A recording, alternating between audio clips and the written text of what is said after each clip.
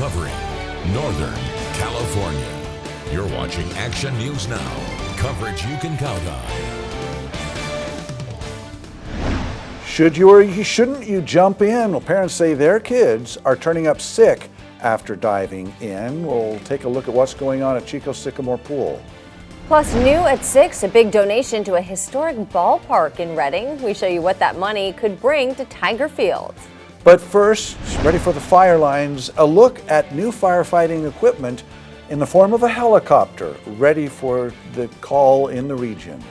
PG&E's water-dropping helicopter is now stationed at the Cal Fire Air Attack Base in Chico, ready to be deployed at a moment's notice. Butte County supervisors renewed the contract for use of that helicopter with the utility last month. We told you about it then. Today, Action News Now reporter Margot Rowe joins us live from the Air Attack Base in Chico at the regional airport. Margot, remind me, how long is this contract going to last? Haley, this contract went into effect on June 15th and it's expected to last until November 15th. But CAL FIRE Chief Garrett Sholin says that end date could change depending on how this fire season goes.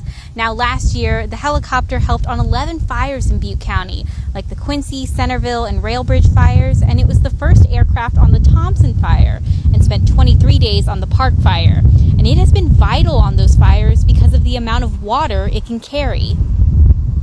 The tank can hold approximately 1,100 gallons of water on any given day, depending on the temperature and the altitude that we fight out. An average load is somewhere between 800 to 900 gallons per drop. We reduce that just to increase our safety margin while we're flying the helicopter. PG&E will cover the cost of the maintenance, the pilots, and the first 2 hours of flying when deployed to a local fire. After that, the county will have to pay $9,500 an hour. And statewide, CAL FIRE can also use the chopper for assistance and reimburse the county if it's needed for longer than that 2-hour limit. And Chief Sholin says that this year they anticipate fires to happen this year in Butte County as conditions are similar to last year. It's hot, it's dry, and there's still a lot of vegetation, but that helicopter will help in tackling those fires. Reporting live in Chico, I'm Margot Rowe for Action News Now. Thank you, Margot. The helicopter can only be operated during daylight hours and will be on standby 7 days a week at the Chico Airport. Here's a live look at Concal Lake in Butte County from the Alert California camera. That's such a nice, beautiful setting right there. It's pretty gorgeous, and we are officially in summer, and it's really starting to feel like it, Howie. That water looked very refreshing with the temperatures that are now taking place here in Northern California. You didn't think so several days ago, but summer is here, and we know the cool down wasn't going to last too long as we're sitting now mid to upper 90s throughout a good portion of the valley. To beat the heat right now, yeah, you got to climb up to Chester where it's 83. 83 probably feel really good right now. Now, wind-wise, very much on that windy side over the weekend. Winds now just slightly breezy at times. Very infrequent gusts today, maybe 17, 22 miles per hour, but very infrequent, which that doesn't pose as scary as a threat as what we saw over the weekend.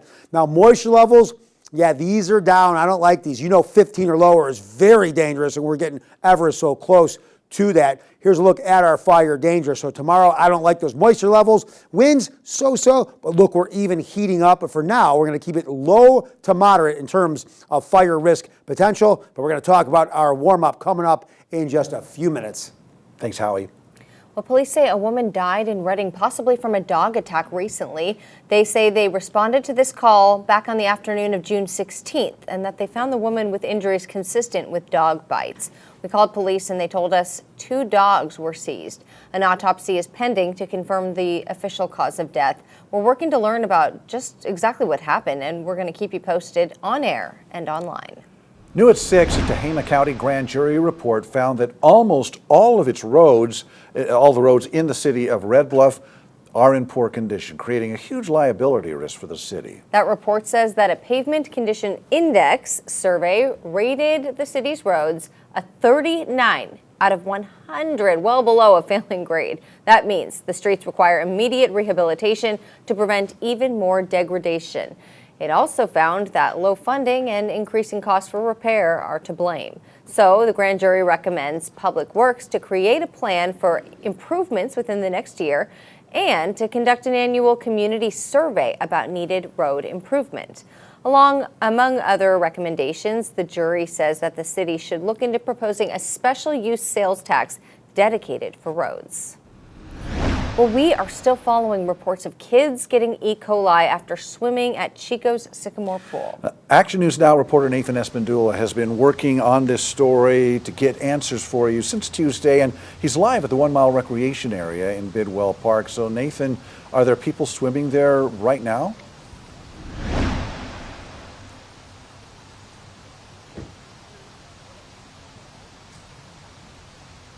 Yes, Alan, people have been getting in and out of the water ever since I've been here, and the county says it's safe to do so, although some parents may disagree.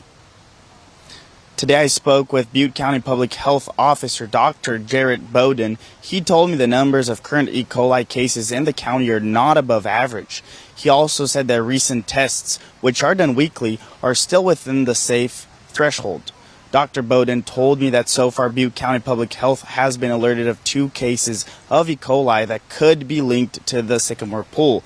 However, he said that correlation doesn't mean causation. That means that just because someone thinks they got sick after swimming here, that's not enough to prove for sure that's where the person got sick. Despite this, some parents feel convinced their children got E. coli after swimming at the Sycamore pool.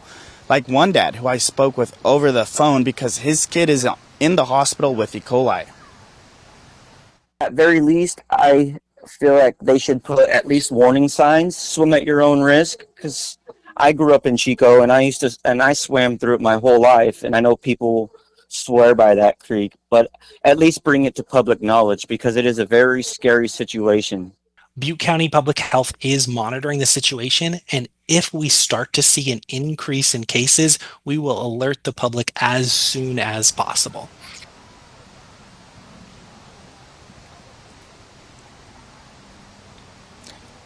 The latest Sycamore pool coliform test that I was able to get a hold of was from June 10th.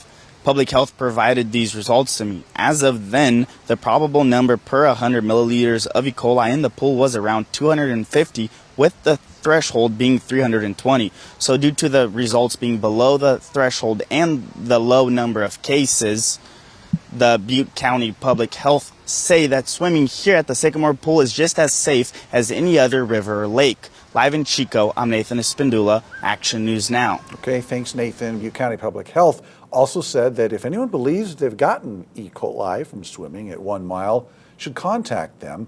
And to avoid getting sick after swimming in any natural body of water, Butte County Public Health recommends swimmers do not swallow water. Also, wash your hands before eating and rinse off with clean water after the swim. Some people in Hayfork say discolored, sediment-filled water has been coming out of their tap for nearly a month or so now.